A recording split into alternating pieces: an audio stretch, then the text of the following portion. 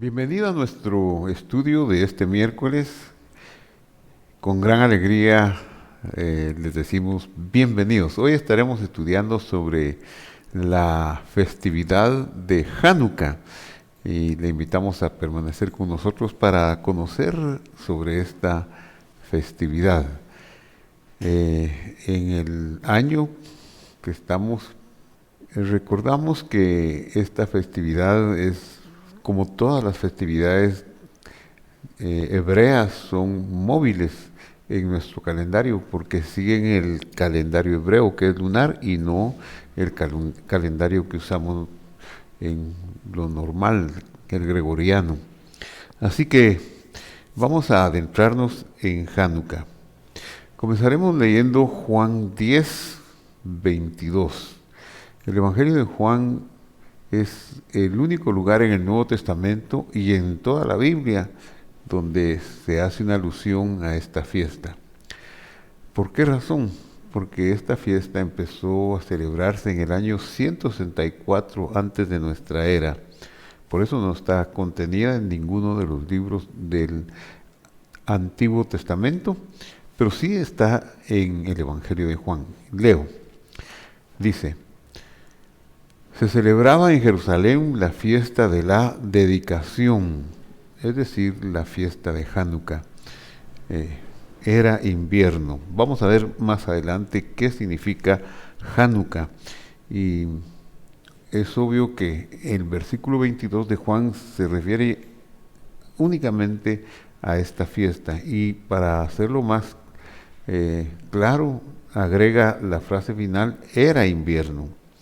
Y ahora nos dice que Jesús andaba en el templo por el pórtico de Salomón.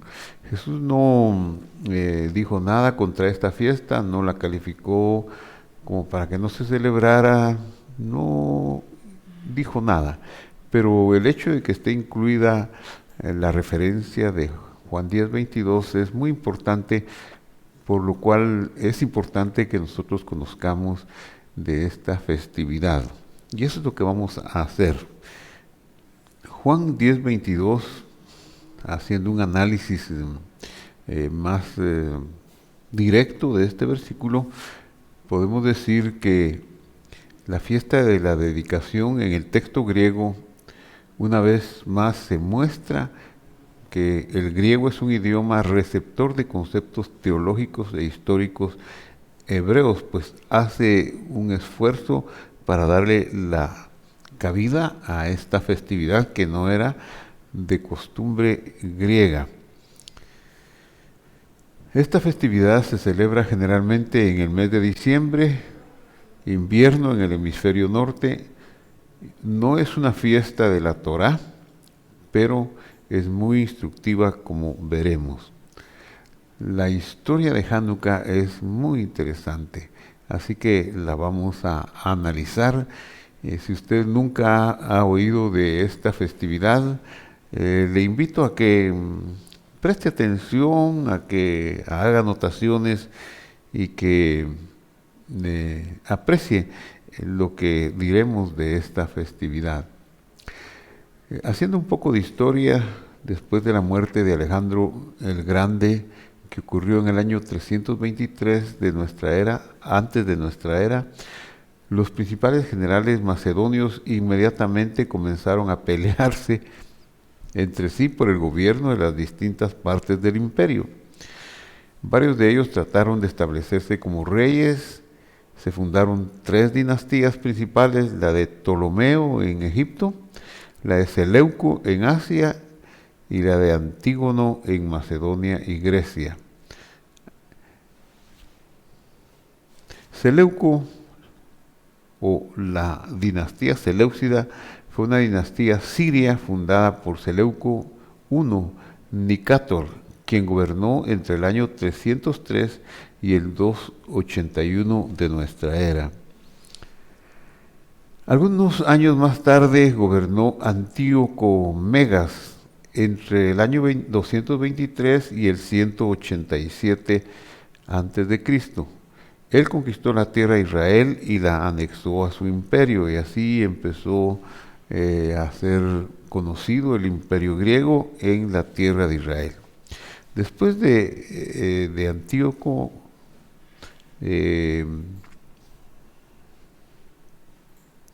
Megas, entonces reinó Antíoco IV Epífanes, rey de Siria, quien estuvo en el poder entre el año 175 y el año 164, siempre antes de nuestra era. Y este rey tiene un papel muy destacado en forma negativa, pues trató de helenizar a la tierra de Israel. Para darnos una idea de la naturaleza de Antíoco IV, podemos decir que él agregó el título de Epífanes a su nombre, porque este nombre significaba Dios se hizo manifiesto, o se manifestó, aludiéndose a él. En otras palabras, Antíoco no solo pensaba que él era un regalo de Dios para los hombres, sino que pensaba que él mismo era Dios. Imagínese usted, pues la pequeñez del hombre, porque ya vimos que su reinado no fue eterno, sino que fue corto, pero eso es lo que él creyó.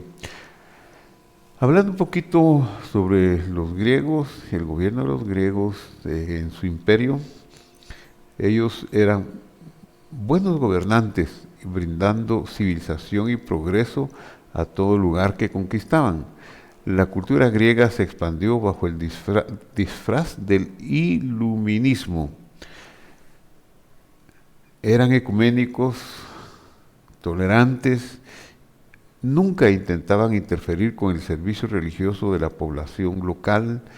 Los griegos estaban más contentos en incluir todos los dioses posibles dentro de su panteón. Su única demanda hacia los pueblos conquistados por ellos era la desculturización de sus propias culturas para fusionarlas en una sola junto con la religión y cultura griega. Ahora, ¿cómo fue la relación entre los judíos y los griegos? ¿Por qué era para los judíos tan difícil mantener y defender la filosofía griega? La respuesta es clara y la veremos. Los griegos defendían la supremacía del hombre. El estatus, ¿cuál era el estatus? Los deportes. La filosofía, Grecia dominaba el mundo y su actitud era reflejada en cada campo de los talentos del hombre. Arte, literatura, música, ciencia, arquitectura, belleza. Aristóteles y Platón cambiaron la visión filosófica y mediante eso moldearon a la civilización occidental. El judío, sin embargo, defendía la supremacía de Dios. La grandeza del hombre es participar en la creación como un socio de Dios. Su grandeza es mirar a Dios como una autoridad moral más elevada, algo más grandioso que los dictámenes de la propia conciencia moral. Para el judío, el hombre fue creado a la imagen de Dios. Para los griegos, Dios es creado a imagen del hombre. Ellos eran superhombres que podían comer, beber, complacer en exceso todos sus deseos físicos. La persecución de los griegos a los judíos no fue nada más ni nada menos que una guerra entre dos culturas. Los griegos estaban decididos a imponer su dominio cultural y convencer a los judíos de la superioridad del pensamiento griego. ¿Cuál fue su táctica? Prohibir cosas claves de la observancia judía. Ellos quisieron anular 5 áreas específicas de la fe de Israel, que son el estudio de la Torá, la observancia del Shabbat, la circuncisión, la santidad del matrimonio y el calendario bíblico. Podemos decir que los otros imperios que antecedieron a los griegos y que dominaron Israel, comenzando con el imperio babilonio, ellos fueron crueles cuando conquistaron Jerusalén, derrumbaron el muro, destruyeron el templo. Se dice que estrellaron a las mujeres embarazadas en los muros, les abrieron el vientre y estrellaron a los niños en las piedras. Y podemos decir, qué terrible, ¿verdad? Qué atrocidades. Y lo mismo podemos decir de los persas. Pero los griegos, que fueron el tercer imperio mundial que se posó sobre Israel después de la muerte de Alejandro, porque Alejandro era bastante simpatizante de la cultura judía, pero su reinado fue muy poco, muy escasos 10 años. Sus sucesores no siguieron la misma línea que él, como estamos viendo. Ellos no solo conquistaron a Israel, ellos querían conquistar los sentimientos, conquistar la mentalidad. Eso fue más peligroso aún que la crueldad de los babilonios, por ejemplo. Continuamos con la historia.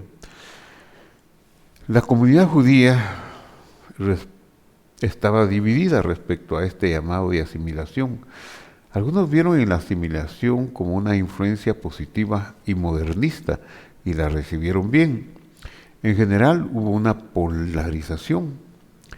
Por un lado estaban los judíos que querían asimilarse, que vinieron a ser llamados helenistas, y por el otro lado la devota comunidad observante. El problema llegó a su cúspide en una pequeña ciudad llamada Modín, no lejos de Jerusalén. Se cuenta que los soldados griegos llegaron a esta ciudad un día y ordenaron que los judíos sacrificaran un porcino al dios pagano. Al comienzo nadie se ofreció y los judíos se rebelaron orgullosamente en contra de sus opresores paganos. Pero luego un judío helenista se ofreció voluntariamente a hacer este sacrificio. Furioso por esta atrocidad, Matitiahu, que era hijo de un sacerdote, de un gran sacerdote, un sacerdote Yohanan, y era de la familia de los sacerdotes de la línea de los Hashmonaitas, mató al hombre en ese mismo momento y luego a los soldados que estaban ahí presentes.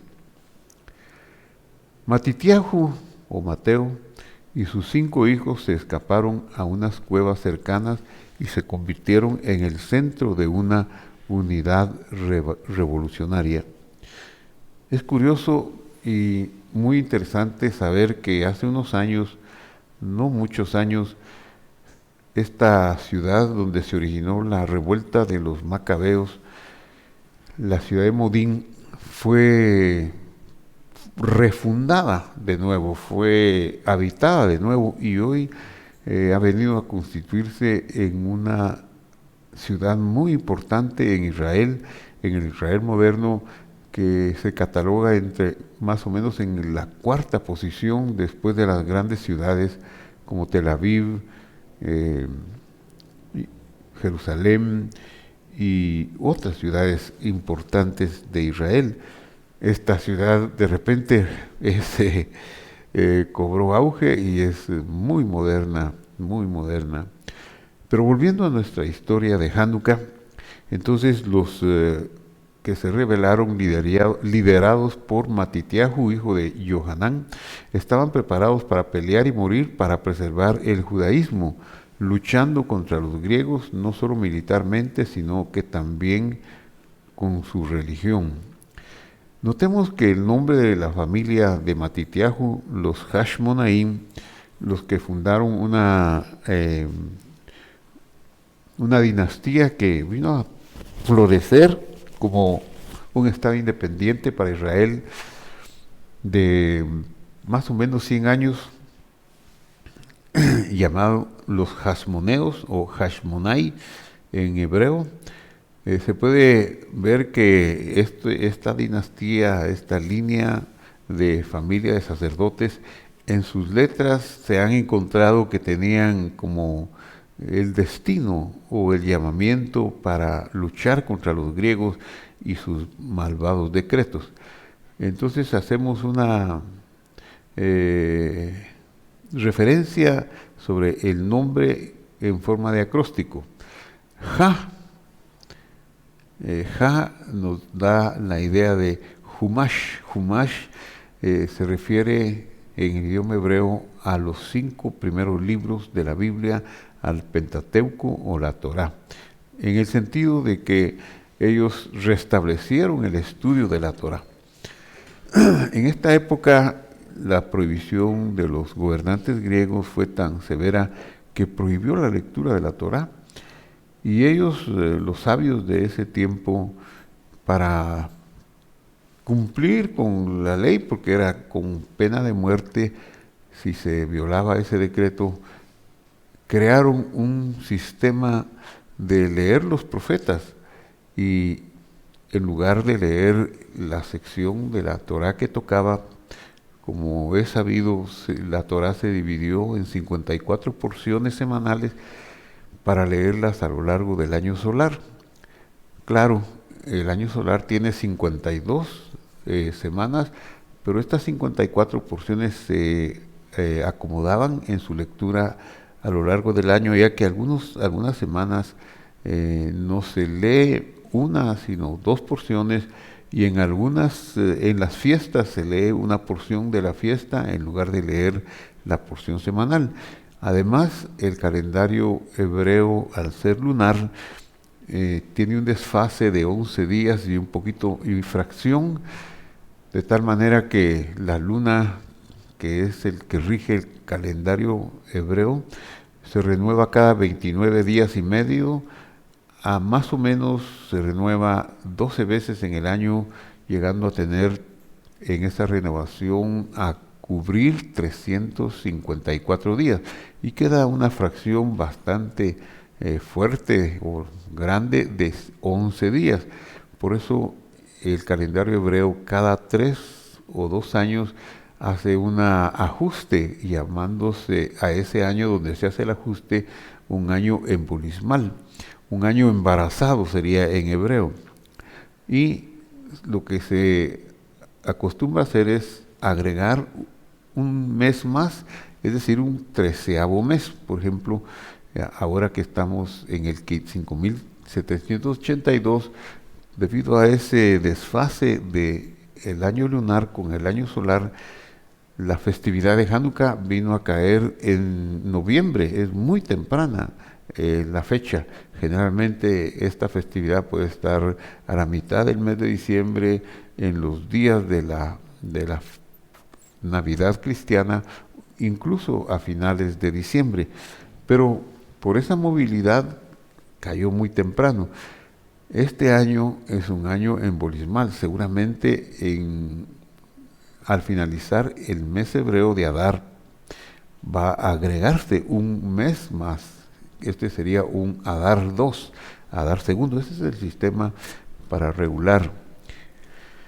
Así que la lectura de la Torá se hace por porciones, 54 porciones, como he dicho, y se va ajustando a una porción semanal. Entonces, Hashmoneos defendieron y restauraron esa costumbre desde la antigüedad. Por eso está esa inicial en su nombre de Hashmoneo, Humash, que quiere decir 5, o sea, los 5 libros del Pentateuco, que son la Torá y que se divide en 54 porciones. Luego tenemos la letra Shin. En castellano utilizamos 2 letras, la SH, y nos da el sonido Shin, para decir Shabbat, que fue otra de las prohibiciones de los griegos, anular la observancia del Shabbat. Luego tenemos la letra M de Hashmoneos, y tiene que ver con Milá, que se refiere a la circuncisión, que también fue otra prohibición. Se cuenta que algunos judíos helenistas quisieron revertir su operación, y tratando de volverse circuncisos y no ser incircuncisos, porque como los griegos le daban tanta importancia al culto físico y a los deportes, y los deportes se hacían generalmente desnudos, sin ponerse pues nada, ni siquiera el mínimo de cubrimiento. Entonces se avergonzaban de que eran diferentes a los demás por la circuncisión. Así que este judío en particular quiso revertirse la operación para poder participar en estos juegos.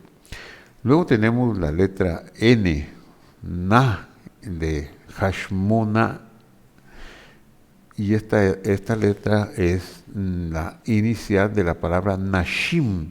Nashim es la palabra para designar a las novias judías o a las esposas judías, y la letra Yud del final, Yareach. Yareach es la inicial de la luna en relación a la renovación del mes, o sea, al calendario hebreo.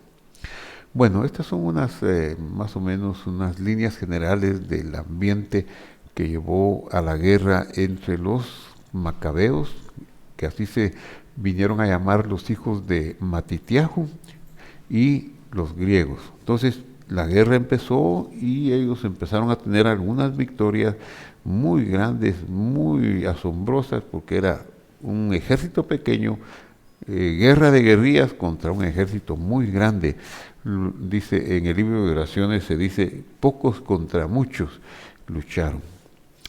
Después de 3 años de lucha, los judíos capturaron Jerusalén y volvieron a inaugurar el templo que había sido profanado por Antíoco Epifanes. Él llegó a sacrificar un cerdo y hacer una estatua, a levantar una estatua de Zeus. En fin, lo había impurificado. Bueno, cuando los soldados judíos, los descendientes de Matitiahu, encabezados por Judas Macabeo, que ese fue el nombre que tomaron los hijos de Matitiahu, y por eso se conoce como la guerra de los macabeos, o se conoce como a los macabeos en esta época. Incluso hay 2 libros deuterocanónicos que se llaman Libro de los Macabeos, primera y segunda Macabeos, donde se relatan estas guerras y estas historias. Estos 2 libros no quedaron registrados en el canon de la Biblia hebrea, tal vez por algunas inexactitudes históricas y por algunas otras causas, pero sí son una fuente bastante buena de información y de datos sobre esta época. Entonces ellos, los vencedores, los que entraron a la ciudad de Jerusalén, encontraron un frasco, y este es el origen de la fiesta de Hanukkah, un frasco de aceite para encender la menorá.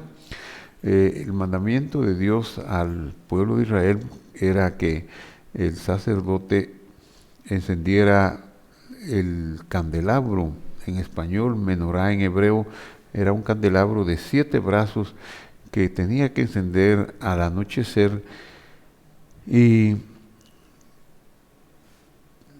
el aceite para encender este candelabro pues lleva un proceso de mucho cuidado, digamos que de santificación, que no se podía usar cualquier aceite, tenía un proceso adecuado que llenara las leyes de que las personas que lo fabricaban, que lo cultivaran, siguieran las normas de la Torá. ¿Cuáles serían estas normas? Pues entre otras, que el lugar donde se cosechaban estas aceitunas fuera un lugar que dejara una esquina para los pobres, que se diera el diezmo de estos frutos, que las personas no trabajaran en Shabbat en estos frutos. En fin, una serie de normativas para que este aceite fuera adecuado para el uso de la menorá o del candelabro del templo. Y se guardaba en tinajitas o en vasijas de barro. El sumo sacerdote le ponía su sello, esto estaba apto. Y así tenían varias. Pero cuando ellos entraron en el templo, encontraron que muchas de las tinajas habían sido violadas, sus sellos habían sido quitados o estaban resquebrajados, y solamente encontraron una botellita de aceite que servía para un día, pero el proceso para obtener aceite nuevo para seguir con el mandamiento de encender el candelabro todos los días llevaba 8 días. Era un problema, ¿verdad? Cuenta la leyenda, cuenta la historia, y eso es parte del milagro, que pues usaron esta tinajita para el candelabro, y esta tinajita que era para un día, que tenía aceite para un día, duró 8 días, mientras que ellos hicieron el procedimiento para obtener aceite. Cuando ya tenía aceite nuevo, apto para seguir encendiendo el candelabro, se apagó la menorá con el aceite que habían utilizado 8 días antes. Esta fue una gran celebración y se le dio la calidad de un milagro. Un año más tarde, a la vuelta del año, en conmemoración del milagro, los sabios del pueblo de Israel instituyeron la fiesta de Hanukkah o de Hanukkah en el calendario. ¿Por qué se le llama a esta fiesta Hanukkah o Hanukkah, según algunos prefieren pronunciarla? Veamos por qué. La palabra Hanu, que tenemos aquí y que voy a estar señalando, Hanu, significa, es el verbo plural, ellos descansaron. Hanu, ellos descansaron. Esta palabra comparte raíz con el nombre bíblico que nosotros conocemos en el Génesis, relacionado con el diluvio, que llamamos Noé. Noé, su nombre en hebreo es Noah, y su composición son las letras Nun y Het. Hanu, el Noé le pusieron ese nombre porque hemos hallado descanso en nuestras labores, dijeron sus padres. Entonces Hanu tiene que ver con el descanso. El sonido U, Hanu, lo hace plural, dice, ellos descansaron. Y el valor numérico de las dos últimas letras, K, aquí es una letra Jaf, que vale 20, y Hei, que vale 5, descansaron el 25, porque la suma de 20 más 5 es 25. Así que esa es la razón de por qué le llamaron Hanukkah. Descansaron el 25. Muy bien, entonces establecido ya de dónde viene el origen de esta palabra,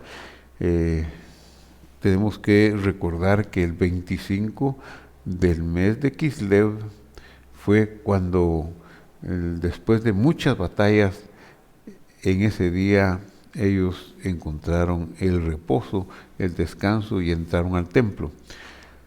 Esta fiesta también se llama Hanukkah porque en esos días ellos hicieron la inauguración del templo, o sea, una rededicación. Como vimos en Juan 10:22, en estos días, dice, estaba Jesús por ahí y eran los días de la dedicación, o sea, de la rededicación, de la inauguración del templo después de la intervención de los griegos que lo impurificaron. Entonces, Hanukkah Abayit quiere decir rededicación de la casa que los enemigos habían impurificado.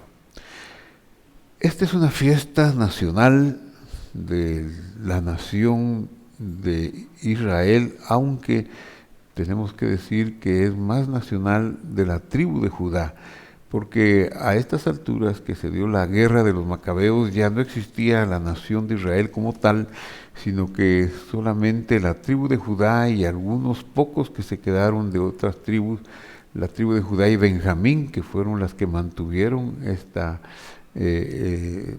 este legado de Dios hasta la fecha. Es una festividad, digamos, judía. las festividades del Señor, las otras 8 festividades que están en la Torá, en el Levítico, en el libro de Levítico capítulo 23, esas son, diríamos, las festividades del Señor, así se citas del Señor.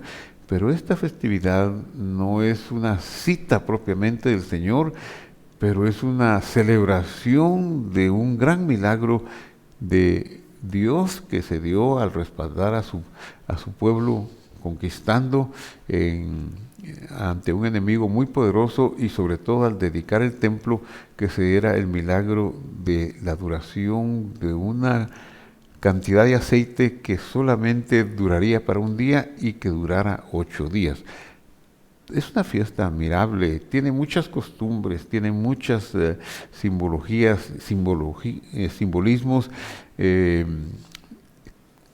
Hay comidas, hay juegos para niños, en fin, y hay tantas cosas que se pueden ver sobre esto. Es instructiva y didáctica también.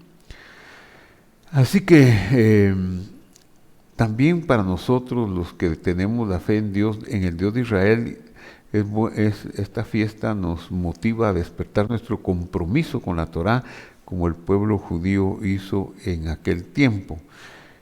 Fue su dedicación a Dios y a la Torá lo que los ayudó a recuperar el templo y reencender las luces del candelabro o de la menorá. Es como una didáctica para que nosotros reencendamos la llama del amor nuestro por la palabra de Dios, por la Torá, en nuestros corazones, y dejemos que la luz de la Hanukkía, ahorita explico qué es la Hanukkía, que es el candelabro de Hanukkah, llene nuestras almas con la luz y la belleza de nuestro Creador. Chispas de luz y el milagro del aceite.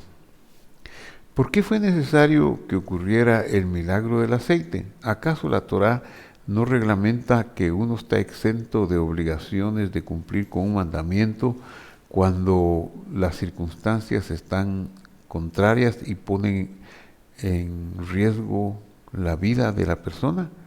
Y más aún, ¿por qué Dios quiso que ellos encontraran aceite para un solo día y que alcanzara para 8 días? ¿No podía haber descubierto 8 botellitas de aceite suficiente para los 8 días?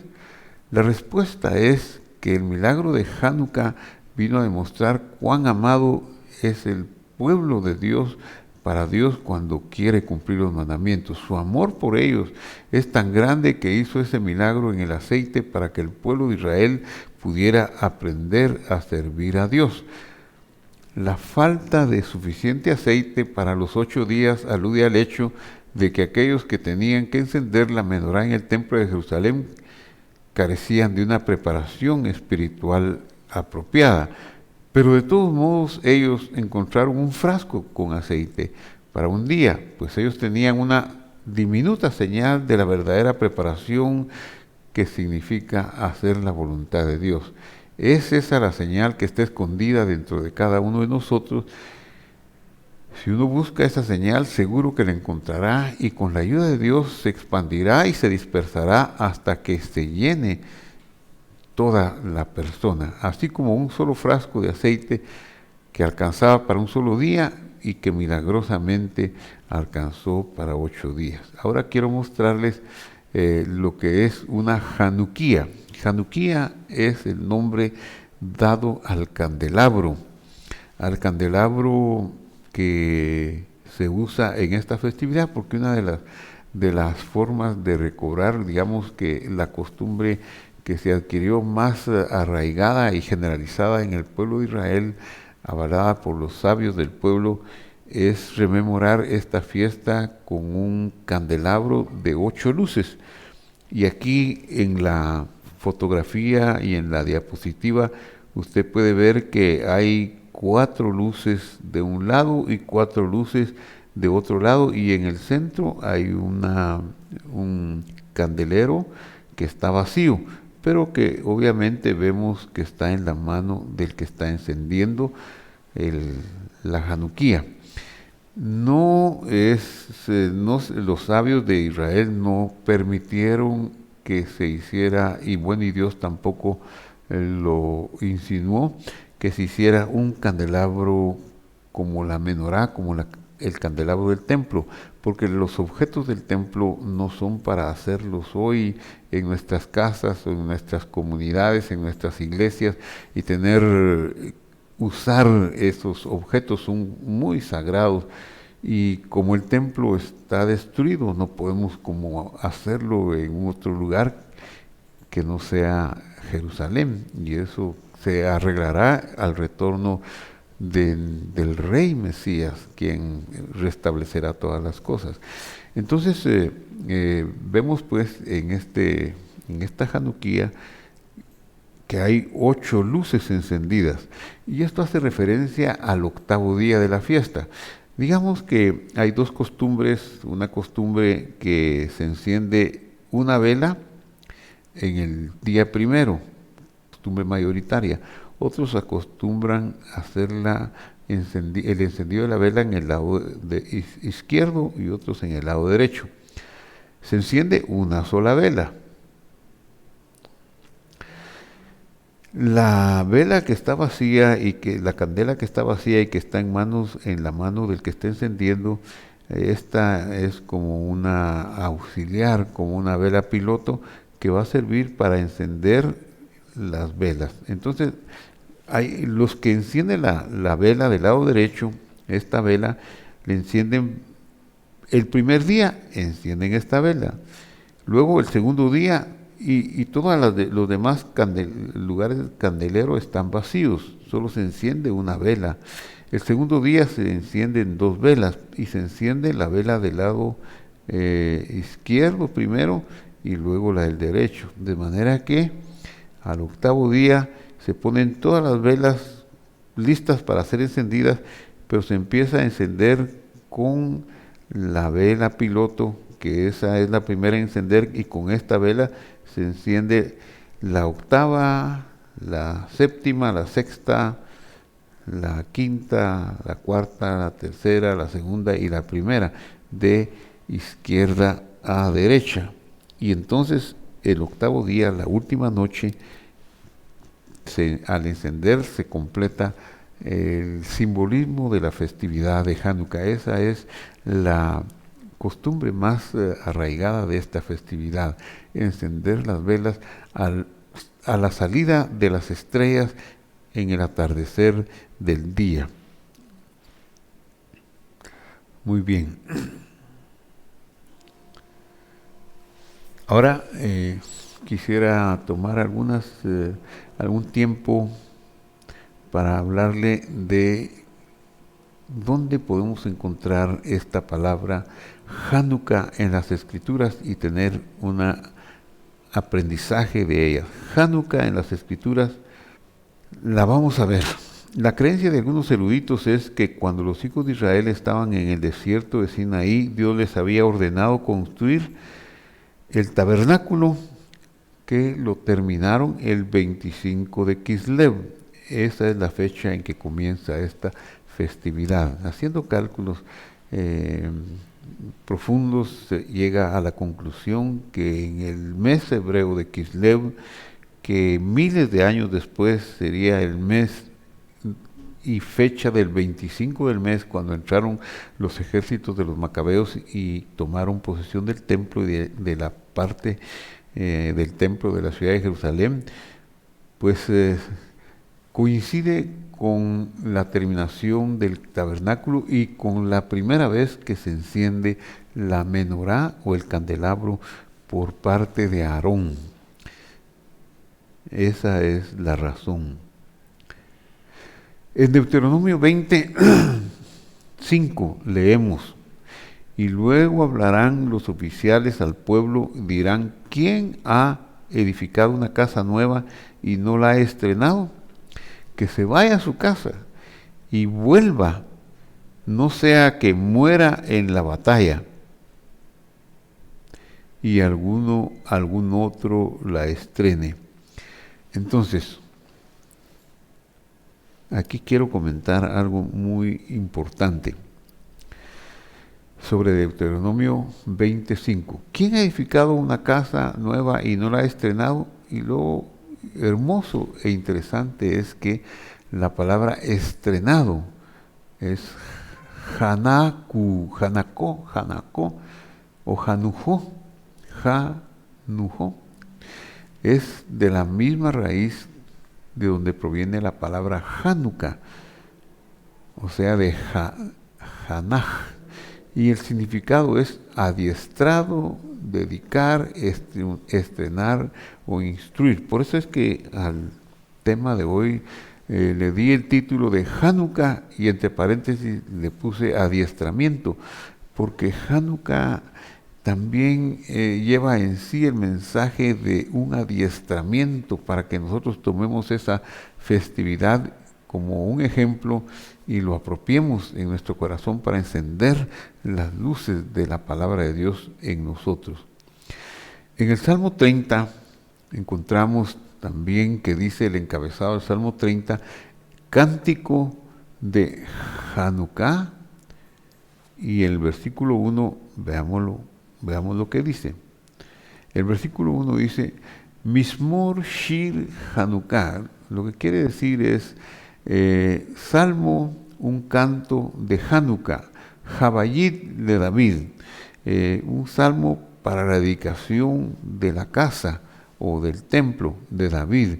David vivió muchos años antes de Judas Macabeo, casi 800 años antes, y en el Salmo 30 dejó una dedicación, un salmo, un cántico para la dedicación de la casa, y como anticipando que esta celebración habría de darse. Eso es también otro milagro maravilloso que encontramos en las Escrituras. Y finalmente quiero tocar o quiero hablarles sobre una última escritura que nos habla de Hanukkah. Proverbios 22:6 dice, instruye al niño en su camino y aun cuando sea viejo no se apartará de él. Es una escritura que los maestros de escuela dominical, que los maestros de niños seguramente lo han enseñado de maravillas y lo han enseñado a miles de niños. Instruye al niño en su carrera. ¿Y quién de los niños que ha asistido a la escuela dominical no sabe de memoria Proverbios 22:6? Se le puede preguntar a un niño que asista a la escuela dominical y se le diga, dime Proverbios 22:6. Sí, instruye al niño en su carrera y cuando sea viejo no se apartará de él. Pero ahora analicemos ya para finalizar este versículo. El verbo instruye es un imperativo y la raíz del verbo es Hanoj, o sea, la misma raíz que la palabra Hanukkah. Y esto nos lleva al hecho de que Hanukkah, la fiesta de Hanukkah, es una fiesta también para instruir y que nosotros estamos llamados a instruir a los niños. Por eso en las costumbres del pueblo de Israel sobre esta fiesta hay muchas costumbres que llevan a darle a los niños una importancia muy grande para que ellos se fijen en esta fiesta y esta fiesta se fije en ellos. Ellos en esta fiesta reciben regalos todos los días, un regalo en función y en honor a la fiesta, y juegos y otras cosas que son de mucho atractivo para los niños. ¿Por qué? Porque en Proverbios 22:6 está escrito, instruye al niño, o sea, Hanukkah, hace una dedicación del niño, adiestra al niño en su carrera. En su carrera quiere decir en su camino, quiere decir en el camino del niño. Es una alerta para los maestros, para los padres, para todos los educadores, de que el niño trae una misión en la vida. Dios lo ha dotado con algunos dones naturales con los cuales ha nacido, y la habilidad del padre y de la madre es fijarse cuáles son esos dones y facilitarles que se desarrollen en ellos, darles la capacidad, la oportunidad de que se desarrollen en ellos para que hagan algo grande y mejor. Si son dirigidos por la instrucción del Señor, entonces eso va a ser mejor. Bueno, mis queridos amigos, he hecho una historia un poquito corta sobre la festividad de Hanukkah, que se da en el invierno en el hemisferio norte y que no es una fiesta propiamente de la Torá, pero sí es una fiesta del Señor que se dio con motivo de una gran liberación que le dio a su pueblo, y podemos decir que también con motivo de una oportunidad para que nosotros aprendamos a despertar la llama en nuestros corazones por las instrucciones de la palabra de Dios. Siempre vamos a encontrar oposición, enemigos que querrán quitarnos la llamita de la fe en Dios, y debemos velar para que eso no suceda. Debemos velar para que nuestra lámpara esté encendida. Quiera Dios que su lámpara y que mi lámpara estén encendidas. Oramos. Padre que estás en el cielo, te damos gracias por el valor de estos hombres, de estos macabeos que con riesgo de su vida pelearon las batallas y lograron con tu ayuda y tus milagros, Señor, vencer al enemigo, llegar al templo sagrado, limpiarlo, purificarlo, restablecer el culto y prender la llama de la lámpara que tú habías mandado que se encendiera. Señor, así como ellos lo hicieron, que nosotros también seamos facilitados por ti, Señor, para encontrar la forma de encender la llama interior, pues la llama está relacionada directamente con nosotros, pues dice en el Salmo 119, 105, lámpara es a mis pies tu palabra y lumbrera a mi camino. Y dice también que el soplo de vida que has dado en nosotros es tu lámpara, es tu luz. Así que estamos relacionados con la luz, con Hanukkah, de esa manera, con encontrar el descanso y el adiestramiento de encender la luz y el amor por tu palabra. Concédenos todo ello en el nombre de Jesús, te lo pido. Amén y amén. Muy bien, hemos terminado este estudio y le invito para que nos vea, se una con nosotros de hoy en 8 para otro estudio más de la palabra de Dios.